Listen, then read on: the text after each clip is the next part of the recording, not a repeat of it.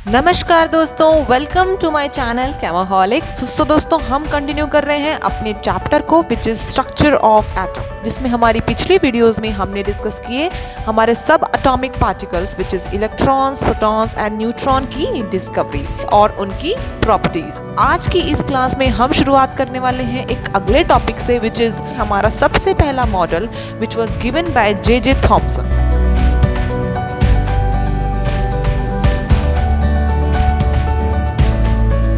तो दोस्तों, ये रहा हमारा थॉमसन मॉडल, जिसे हम वाटरमेलन मॉडल के नाम से भी जानते हैं। इसे प्लम पुडिंग मॉडल भी कहा जाता है।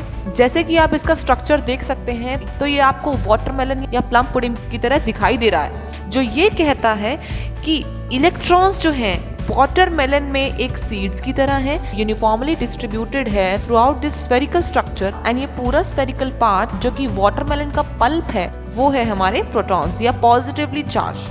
The pulp is positively charged here, and जो ये electrons दिख रहे हैं, it are uniformly distributed throughout this spherical structure, just like the seeds of a watermelon या raisins in a plum pudding is our electrons। तो इस तरीके से हमारा जो एटम है it becomes electrically neutral, but this model electrons और protons की बहुत सारी प्रॉपर्टीज को फॉलो नहीं कर पाया, जिसकी वजह से हमें एक नया मॉडल देखना पड़ा। सो रदरफोर्ड का जो मॉडल है उसे हम अल्फा पार्टिकल स्कैटरिंग एक्सपेरिमेंट भी कहते हैं। तो ये है रदरफोर्ड का एक्सपेरिमेंटल सेटअप। तो उसके इस सेटअप में आप देख सकते हैं कि उसने एक अल्फा पार्टिकल का सोर्स लिया है which is radio active radium, जो कि उसने लेड के बॉक्स में एनक्लोज किया है। उसके आगे पाथ में उन्होंने स्लिट्स लगाए हैं ताकि जो अल्फा पार्टिकल्स यहाँ से एमिट हों वो एक फाइन बीम की तरह आगे की ओर बढ़े। उन्होंने इस पाथ के फ्रंट में एक थिन गोल्ड की फॉइल लगाई। गोल्ड उन्होंने इसलिए लिया क्योंकि gold is the most malleable metal ever known. And then इस गोल्ड फॉइल के जस्ट पीछे उन्होंने जिंक सल्फाइड की स्क्रीन लगाई विच प्रोड्यूसेस फ्लोरेसेंस। इस मॉडल में होता ये है कि जब अल्फा पार्टिकल्स इस रेडियो एक्टिव रेडियम से एमिट होते हैं और स्लिट से पास करते हुए वो इस थिन गोल्ड फॉइल को स्ट्राइक करते हैं, तो हमें इस जिंक की स्क्रीन पे अलग अलग जगह फ्लोरेसेंस दिखाई देता है और कुछ रेज उसे इस गोल्ड फॉइल से कंप्लीटली रीबाउंड होके वापस भी दिखाई देने लगी। तो उसने इन सारी ऑब्जर्वेशंस को नोट डाउन किया और हर एक ऑब्जर्वेशन से उन्होंने एक कंक्लूजन निकाला। तो उनका इस एक्सपेरिमेंट का सबसे पहला ऑब्जर्वेशन ये था कि most of the alpha rays hit the zinc sulphide screen without getting deviated. Maximum rays straight zinc sulphide screen पे स्ट्राइक कर रही हैं। उन्होंने ये कंक्लूजन निकाला कि अगर ऐसा है then there is lot of empty space in the atomic structure.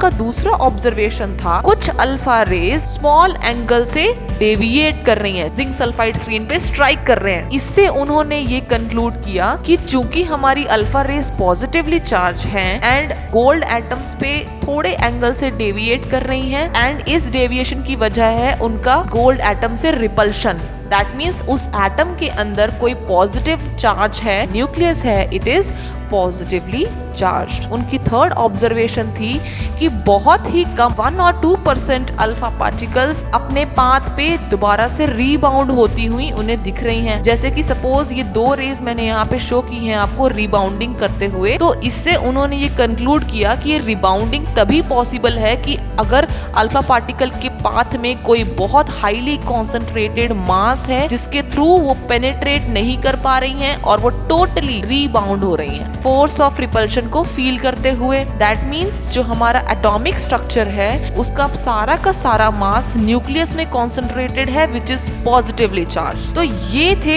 Rutherford model के कुछ ऑब्जर्वेशंस और उससे उन्होंने डिराइव किए एटॉमिक स्ट्रक्चर के कुछ कंक्लूजन। इन्हीं कंक्लूजन्स को उन्होंने एक प्रॉपर वे में लिखते हुए अपनी थ्योरी के कुछ पोस्टुलेट्स दिए, जिसको हम अभी वन बाय वन डिस्कस करते हैं। तो उन्होंने कहा कि an atom consist of 2 parts. Atom के 2 parts, first one is extra nuclear part and the other one is nuclear part, जिसको हम आगे डिस्कस करेंगे। एक्स्ट्रा न्यूक्लियर पार्ट में उन्होंने कहा कि इट कंसिस्ट ऑफ इलेक्ट्रॉन्स जो कि नेगेटिवली चार्ज्ड हैं एंड वो न्यूक्लियस के अराउंड एलिप्टिकल ऑर्बिट्स में कंटिन्यूसली रिवॉल्व करती हैं। तो सपोज ये हमारा न्यूक्लियस है and these are different orbits and हमारे जो इलेक्ट्रॉन्स हैं वो इस ऑर्बिट में कंटिन्यूसली रिवॉल्व कर रहे हैं। एंड न्यूक्लियर पार्ट में उन्होंने कहा कि it consist of protons and neutrons. Protons and neutrons are present in the nucleus of an atom, and nucleus is positively charged because protons are positively charged and neutrons are neutrally charged. So overall our nucleus becomes positively charged. The mass of nucleus is equal to the mass of the proton and neutron, which is also known as atomic mass.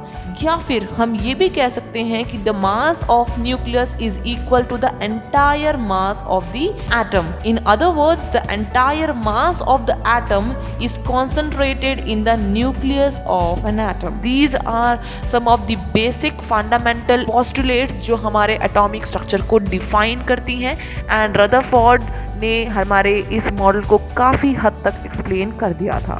But Rutherford could not explain the revolution of electron around the nucleus.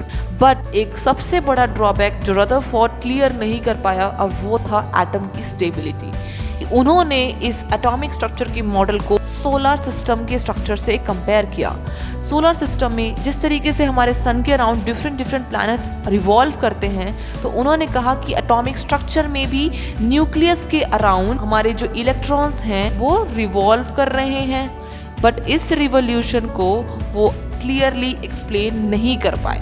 सो इसका reason ये था कि according to Maxwell कोई भी object किसी circular orbit में जब revolve करता है तो वो कंटिन्यूसली अपनी एनर्जी लूज करता है एंड थोड़े समय बाद ये एनर्जी लूज करते करते फाइनली न्यूक्लियस में मिक्स हो सकते हैं। बट ऐसा नहीं होता एंड इसी बात का reason Rutherford could not explain and इस चीज को आगे क्लियर किया नील्स बोहर ने।